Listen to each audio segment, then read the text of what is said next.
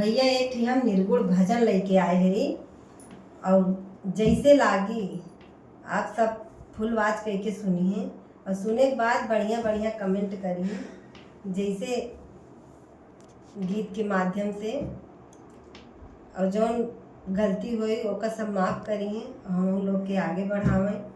अब यूट्यूब पे तो आ ही गए है आपका सबके सहारा जरूर है। सजनवा